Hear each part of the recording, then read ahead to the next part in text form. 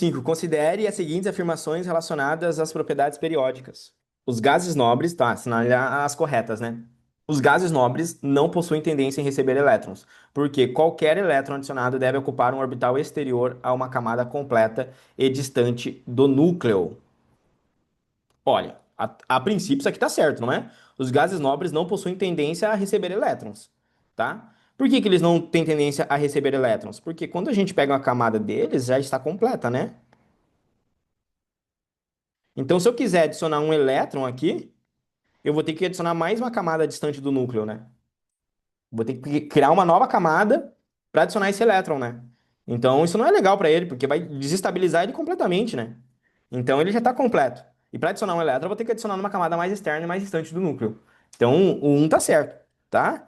Sabendo que o um tá certo, você elimina só uma alternativa. Ah, que coisa boa, né? Só elimina uma alternativa só apenas é três. Elimina só essa. Vamos ver os próximos. O raio iônico do AS3- é menor do que o SE2-. Meu amigo, vamos ter que trabalhar com tabela periódica. Vamos voltar lá. Vamos achar aqui, ó. AS, né? AS aqui, ó. Arsênio, né? E selênio. É esses dois que estão trabalhando, né? Deixa eu ver aqui. Arsênio e selênio, 3- e 2-, né?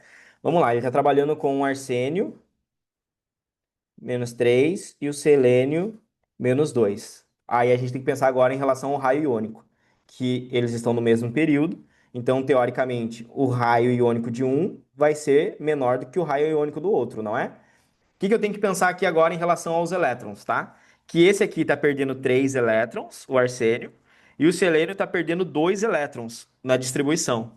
Então, o arsênio, ele vai ter dentro da sua distribuição. Deixa eu ver se muda alguma coisa na camada. Será que eu vou ter que fazer a distribuição dele? Dos 33 aqui? Ou uma distribuiçãozinha compactada? Eu acho que não vai mudar, hein? Fazer a distribuição. Deixa eu ver a afirmativa de novo. O raio iônico do arsênio é menor do que do selênio Se. Maior. Acredito que seja maior, né? Tô com medo de cair na pegadinha aqui. Será que tem pegadinha por causa de ser negativo? Será que ele vai perder um elétron da camada externa? Em geral, o raio dele vai ser maior e o desse vai ser menor. Por quê? Porque o raio aumenta, tá? O raio aumenta para cá. Outra coisa importante, tá? Outra coisa importante. Eles vão ficar com a mesma quantidade de elétrons? Não, né?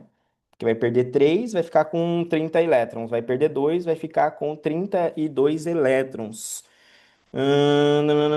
Vai ficar com 2 elétrons, mas tem outro ponto. Tem mais prótons, vai sofrer maior atração também. Eu acho que tá correto essa. Concorda comigo? Falsa? 3 é. Ânion ganha elétron.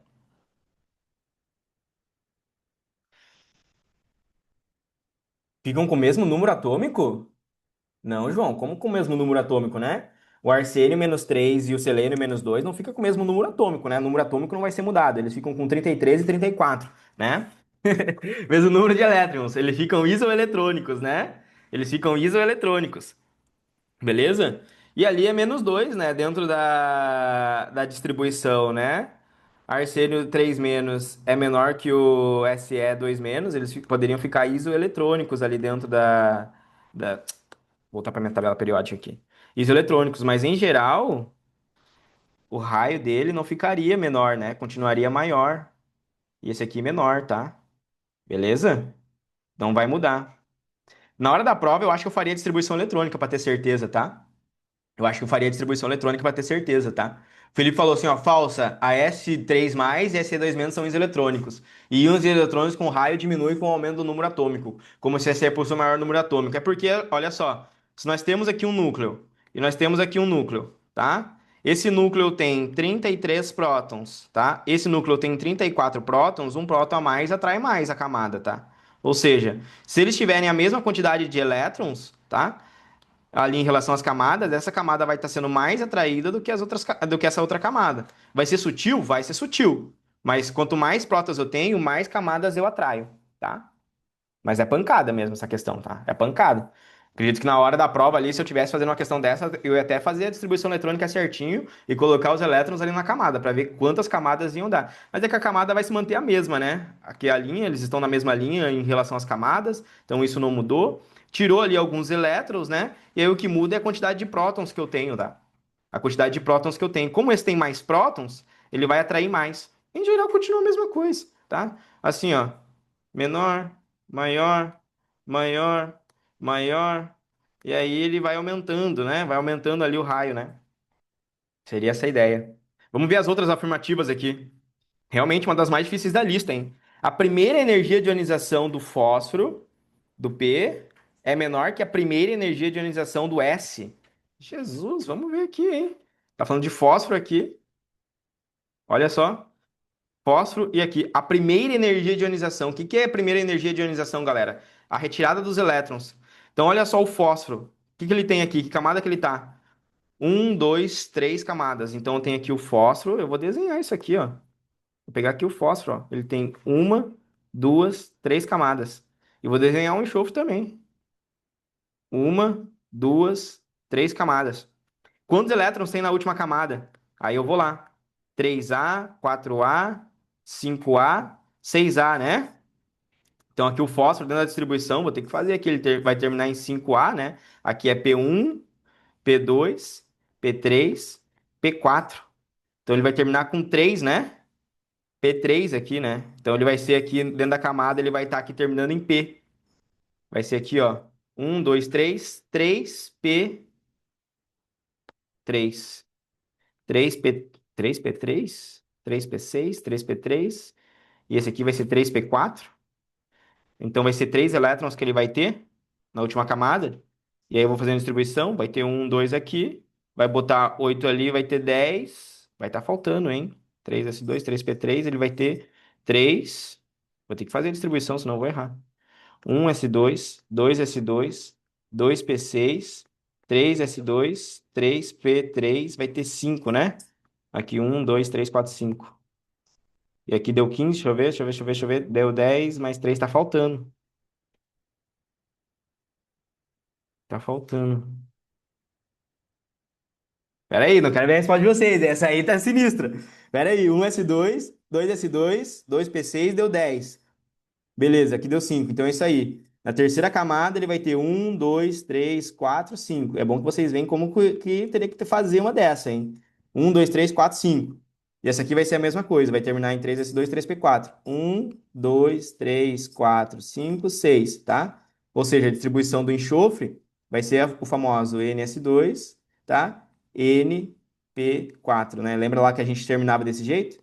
Então aqui eu sei que a distribuição dele vai ser 3S2, 3P4. Então ele terminou com 4 aqui. Desenhado. Vamos de novo na informação para não errar. A primeira energia de ionização do P é menor que a primeira energia de ionização do S. Deixa eu ver se é menor. Tem 5, tem 6. Vai ser menor, né? A primeira energia de ionização do P vai ser menor do que a primeira energia de ionização do S. Por que que vai ser menor, galera? Quanto mais próximo de fechar 8 na camada, maior é a energia de ionização, tá? Então, olha só. Qual que é a regra da energia de ionização? Imagine o seguinte, que eu tenho os gráficozinhos. Eu tenho que fechar 8 elétrons, tá? Se eu estiver com 7, eu estou muito próximo de 8. Então, o que que é mais fácil? Ganhar um elétron do que tirar esse 7. É a tendência. O que que é mais fácil? Ganhar um elétron ou tirar esse 7? Ganhar o elétron. Então, tirar o 7 é mais difícil. Aqui eu tenho 6, tá? 6 na última camada. Aqui eu tenho 5 na última camada. Então, o que que é mais fácil de arrancar? É mais fácil arrancar o quinto do que arrancar o sexto, tá? Ou seja, o sexto tem maior energia. Quem tem maior energia depois do sexto? O sétimo. Quem tem maior energia depois do oito? Seria esse aqui. Então, teria que ser menor a energia, né? Beleza? A primeira energia de ionização do P é menor que a primeira energia de ionização do S? Teria que ser menor, né? Primeira energia de ionização do P teria que ser menor. Tá errado o gabarito? O que que tá mostrando lá? Vamos ver a próxima. O raio atômico do Na é maior do que o raio atômico do Mg? Pelo menos um alívio, né? Pelo menos um alívio. Na e Mg estão no mesmo período, terceira camada do mesmo período. Vai aumentando de acordo com o número de prótons, não é nenhum íon. E aí ele diz o seguinte pra gente: o raio atômico do Na é maior do que o raio atômico do Mg. Pelo menos um refresco. É maior, né? O Na e o Mg vai aumentar. vai aumentando por causa do número de prótons. Então, quando aumenta o número de prótons, diminui o raio atômico. Então, teria que ser maior. Beleza, pelo menos um refresco aqui eu sei que tá certo, né? Pelo menos um refresco. Ou seja, 4 eu sei que tá. Já elimino. Agora, entre A e B, né, galera? Esse 2 aí a gente considerou falso, né? Seria B, né? Um e 4. O 3 tá errado, né? Seria A e B, um e 4, né? Tá certo? O 2 a gente considerou falso e essa terceira, a primeira energia de ionização do P é menor que a energia de ionização do S. Caramba, por eliminação. Primeira energia de ionização do P é menor que a primeira energia de ionização do S. Por tabela periódica, né? Energia de ionização. Tem que aumentar dentro do mesmo período da eletronegatividade. Vamos bater a cabeça aqui e ver por quê, né? Por que que essa foi considerada falsa?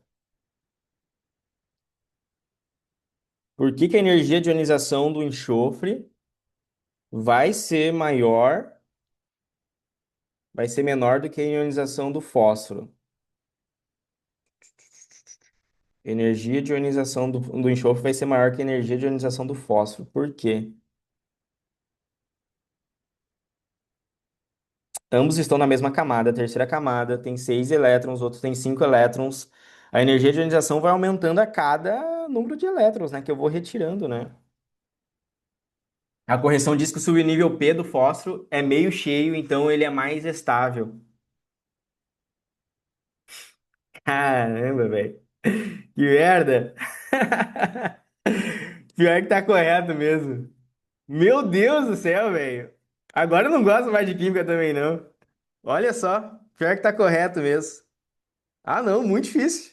Cancela. Ah, não, velho. Vamos lembrar dos orbitais agora, né? De novo. Porra, mano. Orbital sempre preenchido, galera. É verdade. Caramba, vamos de novo agora. Era só isso que tava faltando. Por que que é maior? Agora sim. Que questão que é essa aqui? Do ITA?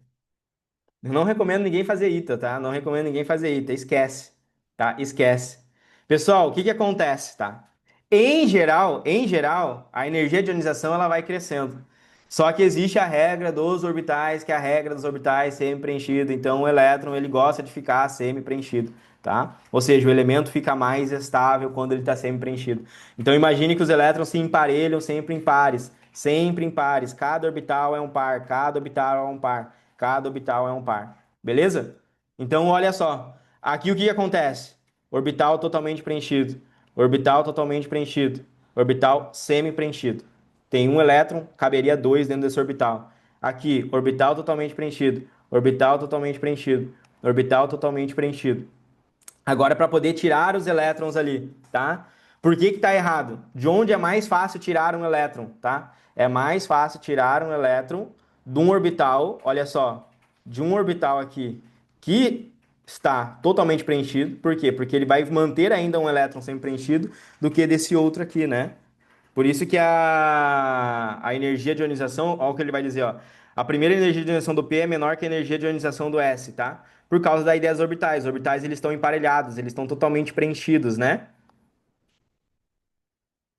Então a ideia é ir tirando os orbitais que estão preenchidos, organizando em pares.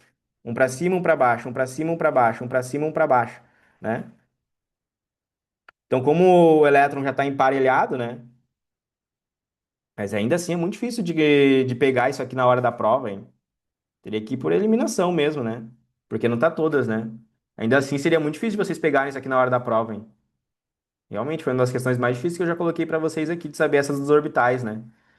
Pra quem quiser dar uma revisada depois, na aula de números quânticos, a gente fala sobre a regra de Hund, tá? A regra de Hund diz o seguinte: os elétrons possuem orbitais, tá? Dando uma revisada bem rápida. Quando os elétrons vão ocupar esses orbitais, eles gostam de ocupar com espaços. Ok? Então, ao preencher os elétrons numa camada, a gente não pode preencher eles assim, ó. Eu não posso pegar os elétrons e preencher assim, ó, e deixar o orbital vazio. Por quê? Porque eu estou pegando uma carga negativa e colocando do lado de outra carga negativa. O elemento fica estável. Então, qual que é a ideia do orbital do número quântico? Bem avançado isso aqui, né? Você tem que preencher espaçando. Como se cada orbital coubesse dois elétrons. Então, eu vou preenchendo espaçando. Se eu estivesse falando de um elemento, é como se eu dissesse, na sua camada, eu não posso pegar e fazer isso aqui se eu tenho dois elétrons. Digamos que eu tenho quatro elétrons, tá? Eu não posso fazer isso aqui, ó. Tá entendendo? Eu não posso fazer isso na camada, na química. A ideia é que eu tenho que espaçar. Um aqui, um aqui, um aqui. Por quê? Porque eles causam repulsão. Beleza? Aí depois eu vou emparelhando em pares. Um aqui, aí eu vou lá. Um aqui e um aqui. Pronto. Se você lembrar, por exemplo, é assim que a gente faz lá no oxigênio, né? Um, dois, um, dois, um, dois, né? É assim que a gente faz. E aí, quando ele vai ligar, por exemplo, o hidrogênio, ó, por que que forma isso? Por causa da nuvem eletrônica, beleza? É essa a ideia que a questão está querendo dizer pra gente. Uma coisa que a questão vai dizer pra gente, aí vai entrar o grande ponto. Renato, por que que eu vou primeiro preenchendo semi e depois eu vou completando? Porque o elétron causa repulsão. E a ideia é que um orbital semi-preenchido é mais estável porque ele não está competindo por um espaço com outro elétron que causa repulsão nele. Então a ideia é que o orbital semi-preenchido dá maior estabilidade para a eletrosfera, né? Então a ideia é que se eu tivesse aqui uma eletrosfera, colocar um elétron aqui e um elétron aqui. Entende? Ou seja, eu deixo um orbital sempre preenchido, sempre, porque é mais estável, do que pegar os dois elétrons e colocar os dois juntos. Vou deixar muito instável. Dois elétrons ali que estão causando repulsão num canto só. A ideia é espaçar ele entre os orbitais, tá? E aí, o que essa questão queria de vocês era justamente isso: olhar para dois elementos que tem três camadas, um que tem cinco elétrons, outro que tem seis elétrons. Aqui eu tenho elétrons que estão em pares. Aqui eu tenho um elétron que forma um orbital semi-preenchido. O que forma um orbital semi-preenchido é mais estável do que o que está com os pares aqui, tá? Loucura, né? Mas gostei. Gostei, deu dor de cabeça aqui. Gostei. Seria a letra B, né? Por eliminação, sabendo que a 2 meio que tá errado, você conseguiria chegar por eliminação, né? O difícil foi essa alternativa número 3 ali, né?